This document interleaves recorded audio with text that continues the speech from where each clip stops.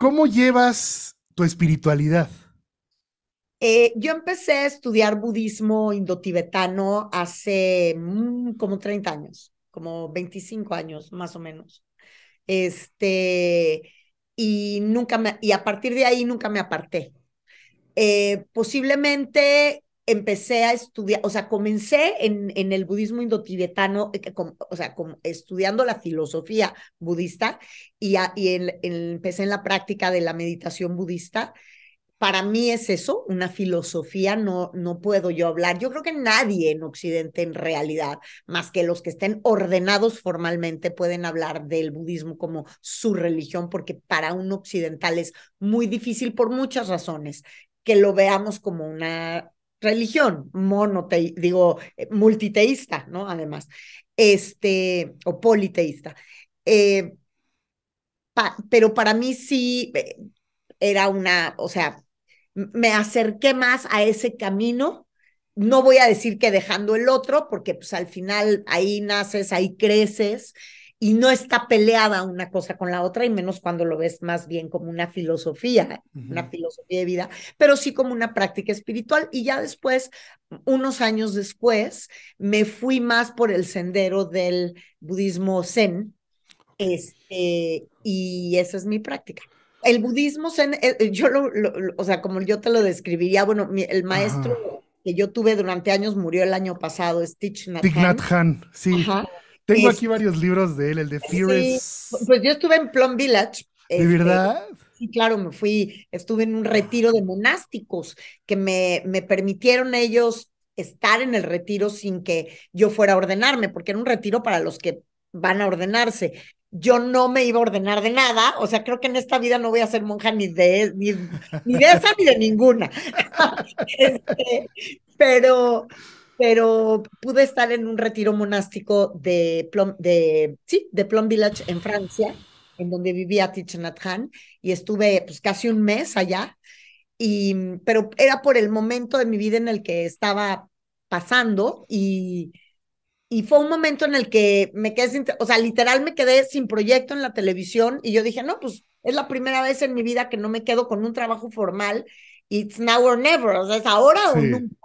Entonces, en aquella época me acuerdo que hablé con mi hija y con quien era mi esposo en ese momento, que ya no.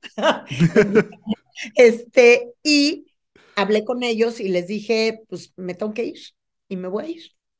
Y me fui, sí, 3 semanas a, a Francia. Y bueno, y entonces me fui por yo lo que te decía es que el budismo indotibetano, el budismo indotibetano, como bien lo describió una amiga mía en Francia, es como la feria de Sevilla, llena de banderitas de colores y Sí. tiene un chorro de, digamos, deidades búdicas, y es mucho más complicado, incluso hasta las meditaciones. El budismo zen es como lo que tú entiendes por zen.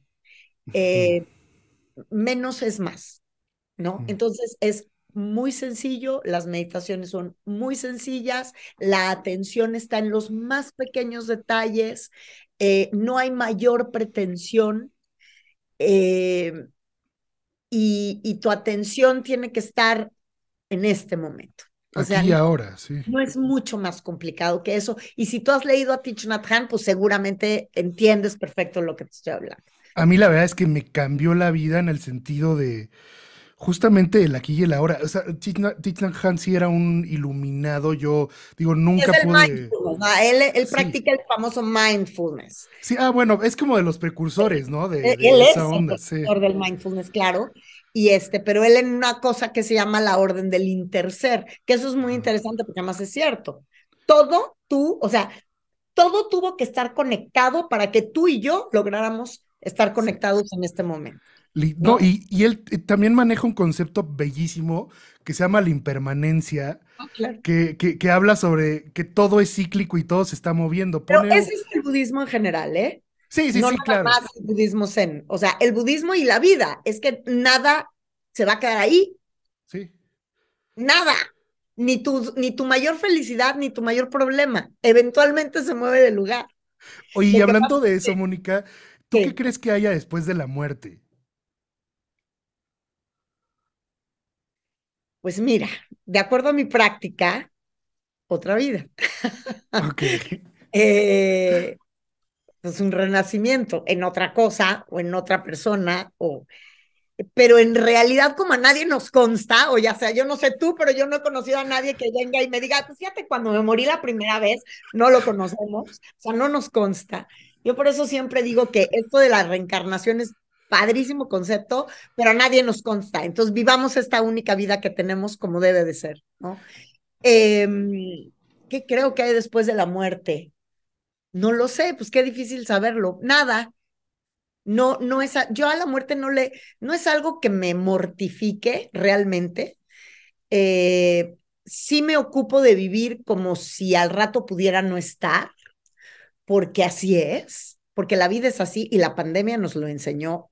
O sea, fue como el ejemplo de a madrazos que nos dio la vida a todos, porque así fue. Mucha gente cercana o no, pero mucha gente en el mundo al rato no estaba, ¿no? Y como que nos tenía que venir a pasar una pandemia para darnos cuenta que no es en pandemia, es siempre. O sea, yo puedo estar platicando contigo ahorita, al ratito bajar a la cocina por un vaso de agua y me da un paro cardíaco en la escalera y no lo sobrevivo. Y te caes muerto, así es. O sea, la vida es así. No, no, no lo, este, por eso es tan importante, o sea, todo este lugar común y este choro de vive como si fuera el último día de tu vida, pues sí vive como si fuera el último día de tu vida, porque puede serlo, Sí, hay o una sea, altísima puede probabilidad. serlo, por Hay una altísima. supuesto. Digo, espero que no te pase, porque si no, mañana fuera de mi departamento va a estar toda la prensa nacional. No, no, pues imagínate qué notón, tendrías la última entrevista.